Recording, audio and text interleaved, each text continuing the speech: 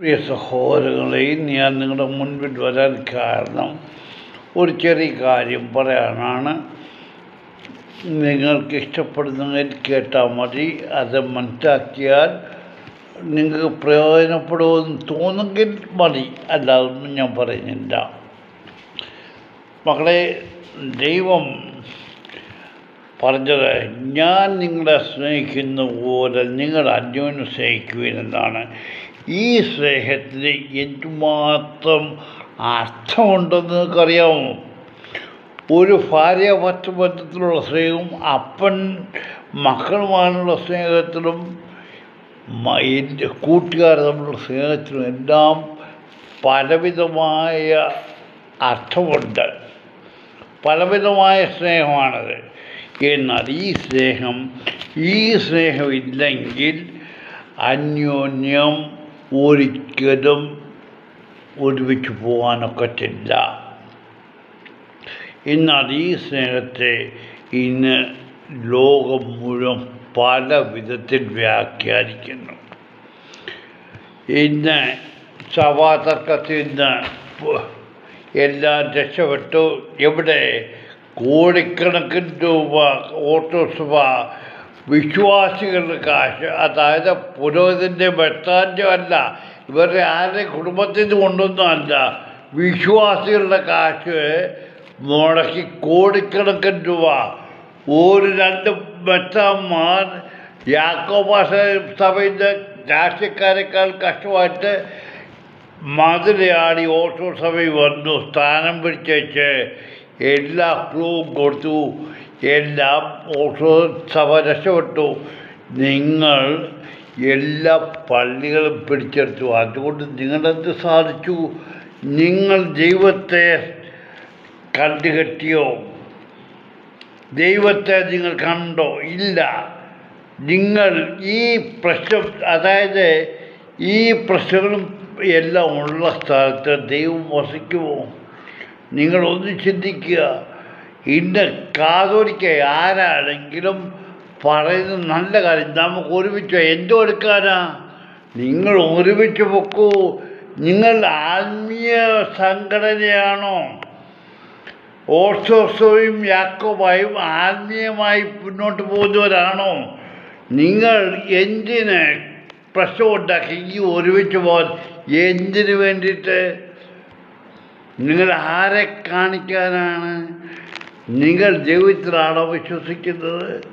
ദൈവത്തെ വിശ്വസിക്കുന്നുവെങ്കിൽ പണത്തിനോ പ്രതാപത്തിനോ പള്ളിക്കോ പട്ടക്കാരനോ വേണ്ടിയിട്ട് പ്രശ്നം ഉണ്ടാകത്തില്ല.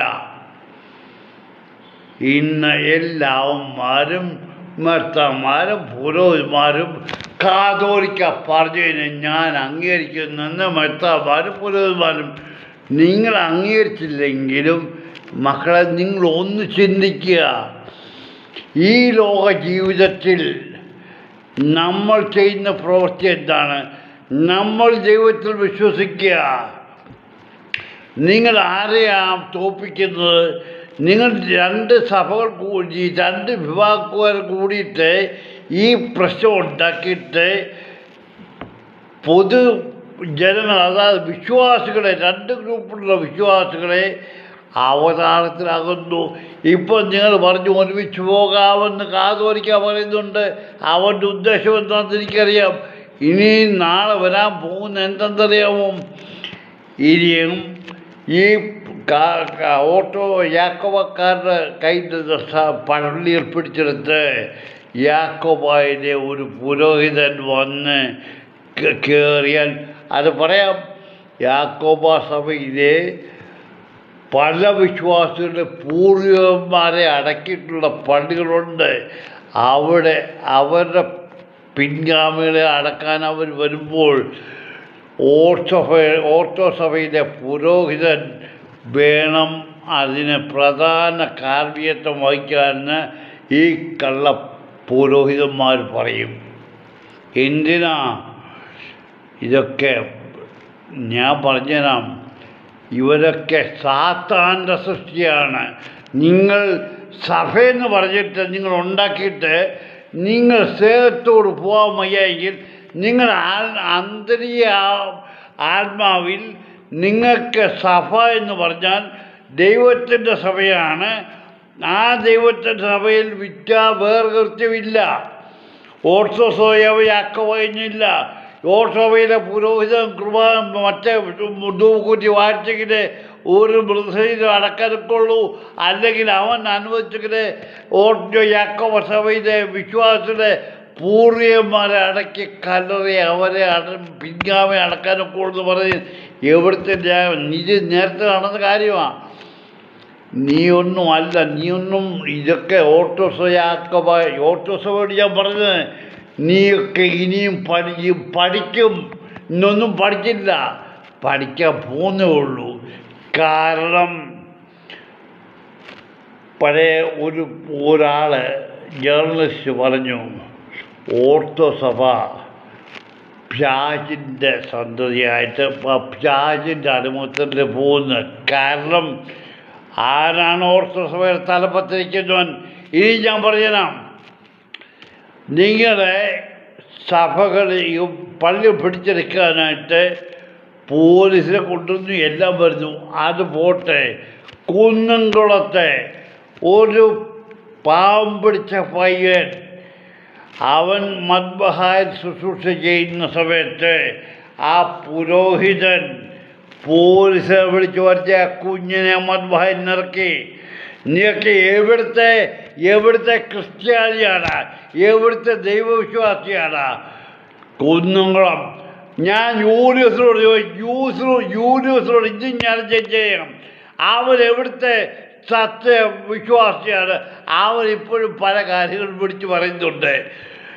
അവനൊക്കെ റിസോർട്ട് വരെ ഉണ്ട് യൂനിവേഴ്സിന്. അവൻ റെസ്റ്റ് എടുക്കാൻ പല വീടുകളിലും വരുന്നുണ്ട്. ഇനി യൂനിവേഴ്സിനോട് ചോദിക്കണം അവൻ എവിടെയൊക്കെ പോകുന്നുണ്ടെന്ന്. അവൻ പറയുമോ? പലതരത്തിലും ITV ന്യൂസ് കിട്ടെങ്കിലും ഈ റെസ്റ്റ് എടുക്കാൻ വരുന്ന വീടുകളെക്കുറിച്ചൊന്നും ഈ ITV ന്യൂസ് പറഞ്ഞിട്ടില്ല. അത് ഞാൻ പറയാം. മക്കളെ, സ്നേഹമെന്ന് പറഞ്ഞാൽ അന്യോന്യം കാണുകയും കേൾക്കുകയും. ഒരുത്തൻ പട്ടിണി കിടന്നാൽ അവൻ ഒരു നേരത്തെ ആഹാരം എൻ്റെ ഉണ്ടാക്കി കൊടുക്കുക, ഇല്ലെങ്കിൽ ഷെയർ ചെയ്യുക. വെറുതെ ഇല്ലെങ്കിൽ കൊടുക്കണ്ട, നീ അവനെ ദ്രോഹിക്കണ്ട. ഈ പള്ളിയെല്ലാം പിടിച്ചെടുത്ത് എവിടെ കൊണ്ടുപോകാനാ? എന്നിട്ട് ഒടുവിൽ നമുക്ക് ഒരുമിച്ച് പോകാൻ നമ്മൾ ദൈവത്തിൻ്റെ സൃഷ്ടിയാണ്. നമുക്ക് സ്നേഹമാണ് ആവശ്യം. നിൻ്റെ സ്നേഹം എവിടെയാണ്? കാതോലിക്ക ദിനപ്പിന് കവർ കളക്ട് ചെയ്യാനായിട്ട് വന്ന സ്ഥലം അറിയാം. അവൻ്റെ ജോലി എന്തുവാ? കാതോലിക്കയെക്കുറിച്ച് നിങ്ങൾക്ക് ആർക്കും അറിയത്തില്ല. ഓർത്തഡോക്സ് സഭയിലെ ഏതെങ്കിലും വിശ്വാസി എന്നോട് ചോദിക്കാമെങ്കിൽ ഞാൻ പറഞ്ഞുതരാം. നിൻ്റെയൊക്കെ കാതോലിക്കയെക്കുറിച്ച് അവൻ്റെ സഹോദരനും യൂലിയോസും ആരാ? അവരെ അടിക്കടി പരിശുദ്ധൻ വിളിച്ച് പറയുന്ന ഫാദർ ഡോക്ടർ അമലിനെ കുറിച്ച് ഞാൻ പറഞ്ഞുതരാം. എന്തിന്? ഈയിടെ ഒരു ആക്സിഡൻ്റ് ഉണ്ടായി കിടന്ന സഭാ സെക്രട്ടറി റോണി മറീസോ, അവനെക്കുറിച്ച് വേണമെങ്കിൽ ഞാൻ പറഞ്ഞുതരാം. നിങ്ങൾ ദൈവത്തിലല്ല മക്കളെ വിശ്വസിക്കുന്നത് നിങ്ങൾ ദൈവത്തിലല്ല. ഈ മതപുരോഹിതന്മാരെ ആശ്രയിച്ച് നിങ്ങൾ എവിടെ പോകുന്നു? ഞാൻ പറഞ്ഞുതരാം. അതൊരു ഉദാഹരണം. നിങ്ങൾ ബൈബിൾ വായിക്കാത്തതുകൊണ്ടാണ്. നല്ല ശമരിയക്കാരൻ പറഞ്ഞത്, അവിടെ ഒരു മനുഷ്യൻ വഴിയാത്ര അക്രമികളുടെ ഇതിൽപ്പെട്ട് മുറിവേറ്റ് കിടക്കുന്നത് കണ്ടിട്ട് ഒരു പുരോഹിതൻ കണ്ടച്ച് വഴിമാറിപ്പോയി. കാരണം അവന് അത്യാവശ്യമായിട്ട് കാര്യം ചെയ്യാനുണ്ടായിരുന്നു. എന്തോ ഞാനത് പറയുന്നില്ല. ഏതായാലും ബൈബിൾ പറഞ്ഞ് പുരോഹിതൻ കണ്ടച്ച് മാറിപ്പോയി. എന്നാൽ വേറൊരു മനുഷ്യൻ വന്നു. അവനെ കണ്ടപ്പോൾ അവന് മനസ്സലിവ് തോന്നി. അതാണ് ഒരു സാധാരണ ദൈവവിശ്വാസികളുടെ സ്നേഹം. ആ മുറിവേറ്റവനെ എഴുന്നേൽപ്പിച്ചു കൊണ്ടുപോയി മുറിവ് കെട്ടി വഴിയമ്പലത്തിൽ കൊണ്ടേൽപ്പിച്ചു. അന്ന് വഴിയമ്പലമാണ്. ഇന്ന് 5 സ്റ്റാർ ഹോട്ടലും 5 സ്റ്റാർ ഹോസ്പിറ്റലും ഒക്കെ ഉണ്ട്. അതല്ല. നിങ്ങൾ മനസ്സിലാക്കണം, ഈ പുരോഹിത വർഗത്തെ ഓർത്തഡോക്സ് സഭ പണത്തിന് വേണ്ടി മാത്രം വർക്ക് ചെയ്യുന്ന ഏത് സ്വന്തം, ഞാൻ അത് പറയില്ല, അവരെ വേറെ കൂട്ടിക്കൊടുക്കും പണത്തിന് വേണ്ടി. ഈ പുരോഹിതന്മാരും ഭക്തന്മാരും, നിങ്ങളെ ഈ പുരോഹിതന്മാരെ ഭക്തന്മാരും നിങ്ങൾ അറിയുന്നില്ല. ഓരോ കാര്യം ഞാൻ ഇനി അടുത്ത വീഡിയോ ചെയ്യുന്നുണ്ട്. അത് ഏത് സഭ എവിടെ നടക്കുന്നു എന്നുള്ളതും ഞാൻ പറയും. നിങ്ങൾ എല്ലാ കാര്യങ്ങളും എൻ്റെ ഓർത്തഡോക്സ് സഭയിലെ വിശ്വാസികളെ, നിങ്ങൾ ബൈബിൾ വായിക്കുവിൻ, നിങ്ങൾ ചിന്തിക്കുവിൻ. എന്തുകൊണ്ട് ഓർത്തഡോക്സ് സഭ മാർത്തമറിയ സമാജത്തെ മാത്രം വിളിച്ച് അവർക്ക് ധ്യാനപ്രസംഗവും ധ്യാനവും നടത്തുന്നു? അവരുടെ വീടുകളിൽ ഭർത്താക്കന്മാരില്ലയോ? ഈ കുടുംബത്തിൽ ഭർത്താക്കന്മാരില്ലയോ? അവരെന്ത് ചെയ്യണം? അവരിതൊന്നും അറിയണ്ടായോ? ദൈവത്തെ വിശ്വസിക്കണ്ടായോ? നിങ്ങൾ എന്തുകൊണ്ട് ഇതൊക്കെ, നിങ്ങൾ പെണ്ണുങ്ങളാണ് അതിനെക്കുറിച്ച് ചിന്തിക്കേണ്ടത്. ഞാൻ പറഞ്ഞുകൊണ്ട് നിങ്ങൾ എന്നോട് ദേഷ്യപ്പെട്ട് കാര്യമില്ല. നിങ്ങളല്ല, ലോകത്തിൽ ആരെന്നെ നേരെ എതിരെ വന്നാലും ഞാൻ പറയാനുള്ളത് പറയും. സ്ത്രീകളെ, ഓർത്തഡോക്സ് സഭയിലെ സ്ത്രീകളെ, നിങ്ങൾ മനസ്സിലാക്കുകയും, നിങ്ങൾക്ക് ചരിത്രം അറിയിച്ചാൽ നിങ്ങളൊന്നും കാണുന്നില്ല. നിങ്ങളുടെ എല്ലാ സ്മാർട്ട് ഫോണുണ്ട്, അത് നിങ്ങൾക്ക് ഇഷ്ടമുള്ളത് മാത്രമേ കാണത്തുള്ളൂ. എന്നാൽ ലോകത്തിൻ്റെ ന്യൂസ് നിങ്ങൾ കാണണം. ഓർത്തഡോക്സ് സഭയിലെ ഇതിനു മുമ്പ് എന്തുമാത്രം കാര്യങ്ങൾ നടത്തിയിട്ടുണ്ട്, ഇതൊന്നും അറിയാത്തവരല്ലല്ലോ നിങ്ങൾ. ഇന്ന് നിങ്ങൾ മാർത്തമറിയ, ഈ കഴിഞ്ഞ 3 ആഴ്ച മുമ്പ് പുത്രയ്ക്കാവ് പള്ളിയിൽ മാർത്തമറിയ സമാജത്തിൻ്റെ ധ്യാനം, ആ പുരോഹിതൻ്റെ കൊച്ചമ്മ ഉണ്ടായിരുന്നോ? അവിടെ ഉണ്ടായിരുന്നോ? ഞാൻ അവനോട് ചോദിക്കുക. സാരമില്ല, ഞാനിതൊന്നും കൂടുതൽ പറയുന്നില്ല. കാരണം നിങ്ങൾ വിശ്വാസികൾ ഓരോന്നും കണ്ടും മനസ്സിലാക്കി ജീവിക്കുക. ഞാൻ ചോദിക്കട്ടെ, ഒരു കുടുംബത്തിലെ സ്ത്രീകൾ മാത്രം മാർത്തമറിയ സമാജം അവർ പള്ളി ധ്യാനത്തിന് പോയി അവരെന്ത് പഠിക്കാൻ? ഇവരെന്ത് പുരോഹിതന്മാരെന്ത് പഠിപ്പിക്കാനോ? എന്താ ഹവ്വ ചെയ്ത പോലെ തന്നെ ചെയ്യണമെന്ന് പറയാനാണോ? അതോ ഞാൻ അത് കൂടുതലൊന്നും പറയുന്നില്ല. നിങ്ങളോട് ഞാൻ പറഞ്ഞ് മനസ്സിലാക്കുന്നത്, നിങ്ങൾ മനസ്സിലാക്കാമെങ്കിൽ നിങ്ങൾ മനസ്സിലാക്കുക. പക്ഷേ നിങ്ങൾ മനസ്സിലാക്കത്തില്ല.